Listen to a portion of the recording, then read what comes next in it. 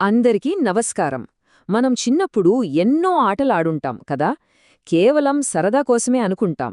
కానీ ఆ ఆటలే మనకు జీవితం గురించి కొన్ని చాలా ముఖ్యమైన పాఠాలు నేర్పిస్తాయంటే నమ్ముతారా?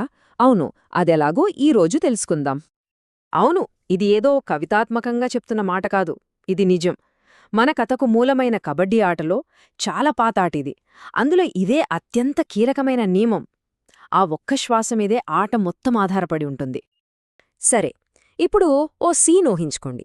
ఒక స్కూల్ గ్రౌండ్, 2 టీమ్స్, ఒకవైపు సుప్రజ టీం, మరోవైపు పింకీ టీం. రెండూ కబడ్డీ ఆడేందుకు రెడీగా ఉన్నాయి. వాళ్ల టీచర్ రహీం ఇప్పుడే గేమ్ రూల్స్ అన్నీ చెప్పేశారు. ఇక ఆట మొదలవడమే తర్వాయి. అప్పుడు చూడాలి, రైడర్గా సుప్రజ లైన్ క్రాస్ చేసి కబడ్డీ కబడ్డీ అంటూ దూసుకెళ్ళింది. అవతలి టీంలో నలుగురు ఆమెను చుట్టుముట్టారు. కాని వాళ్లందర్నీ తప్పించుకుని మెరుపులాగా తిరిగి మిడ్ లైన్ దాటేసింది.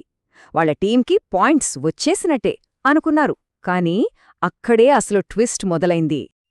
అసలు ఈ ఒక్క రైడ్ చాలు, గేమ్ మొత్తం మారిపోతుంది. అందుకే సుప్రజా టీం వాళ్లు గట్టిగా అరుస్తూ సంబరాలు చేసుకుంటున్నారు. కాని వాళ్ల ఆనందం ఎంతోసేపు నిలవలేదు. సడన్గా అంతా సైలెంట్ అయిపోయింది. ఎందుకంటే పింకీ టీంలోని ఒక ప్లేయర్ అడ్డుపడింది. ఆగండి, ఆగండి, సుప్రజ మధ్యలో ఊపిరాపేసింది, కబడ్డీ అని చెప్పడం ఆపేసింది అని ఆరోపించింది.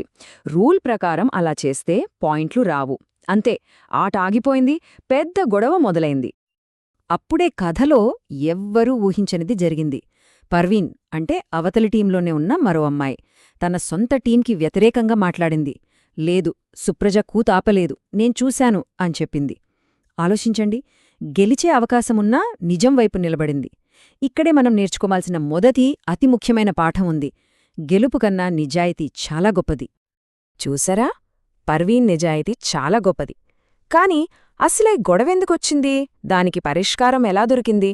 ఒకే ఒక కారణం, రూల్స్. ఒక స్పష్టమైన నియమం ఉండబట్టే వాళ్లు వాదించగలిగారు. దాని ప్రకారమే సమస్య తీరింది. సో కబడ్డీ లాంటి ఆట అసలు ఆడగలగడానికి కారణమైన ఆ రూల్సేంటో ఓసారి చూద్దామా? రైడ్ చేసేటప్పుడు కూత అస్సలాపకూడదు, కంటిన్యూస్గా ఉండాలి. ప్లేయర్స్ ఎప్పుడూ లైన్స్ లోపలే ఉండాలి. అవుట్ అయిన వాళ్లు కోర్టు బయట కూచోవాలి. ఒంటికి నూనె లాంటివి రాసుకోకూడదు, పట్టు జారిపోతుంది కదా. అలాగే జుట్టు, బట్టలు పట్టుకుని లాగకూడదు. చూశారా, ప్రతి రూల్ వెనుక ఒక కారణముంది. ఫేర్గా, సేఫ్గా ఆడటానికి ఇవి చాలా అవసరం.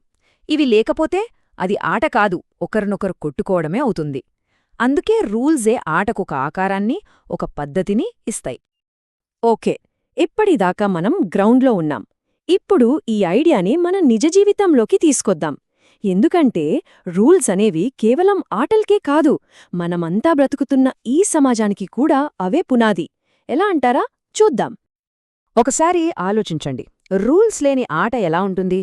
అన్యాయంగా, గందరగోళంగా, కొన్నిసార్లు ప్రమాదకరంగా కూడా ఉంటుంది కదా. మరి చట్టాలు లేని సమాజం? అది కూడా అంతే.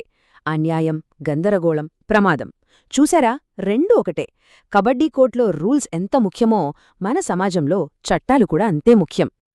రోజువారీ జీవితంలోనే చూడండి. ట్రాఫిక్ లైట్స్, రెడ్ అంటే ఆగాలి, గ్రీన్ అంటే వెళ్ళాలి. స్కూల్లో టైం టేబుల్స్, ఏ పీరియడ్లో ఏం చదవాలో చెప్తేయ్. రోడ్డు మీద జీబ్రా క్రాసింగ్లు, నడిచేవాళ్ల భద్రత కోసం. చివరికి మన దేశ రాజ్యాంగం, దేశం మొత్తం ఎలా నడవాలో చెప్పే అతి పెద్ద రూల్బుక్కు. ఈ నియమాలన్నీ మనకు ఒక ఆర్డర్ని, సేఫ్టీని ఇస్తాయి. నిజం చెప్పాలంటే ఈ రూల్సే మనల్ని నాగరికులుగా నిలబెడుతున్నాయి. సరే, రూల్స్ గురించి తెలుసుకున్నాం. ఇప్పుడు ఆటలు నేర్పే మరో ముఖ్యమైన పాఠం చూద్దాం. అదే సమానత్వం. దీనికోసం పాతకాలం నాటి ఓ ఆలోచనను మనం ప్రశ్నించాల్సి ఉంటుంది.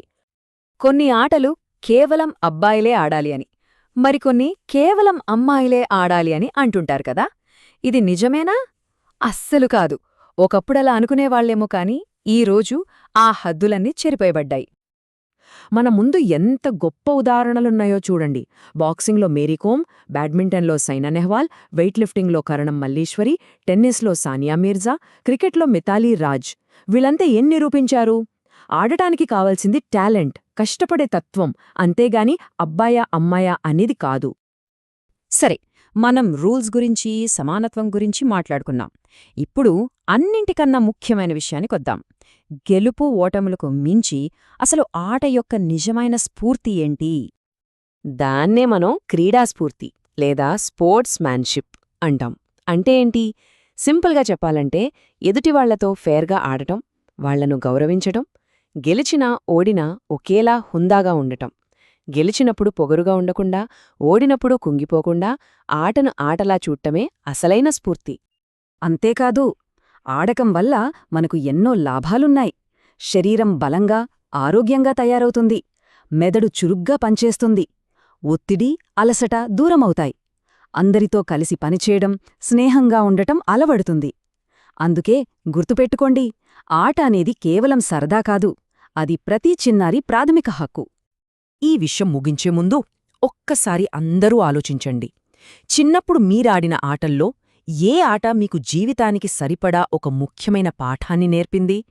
ఆ గ్రౌండ్లో నేర్చుకున్న ఏ విషయం ఇప్పటికీ మీతో ఉంది?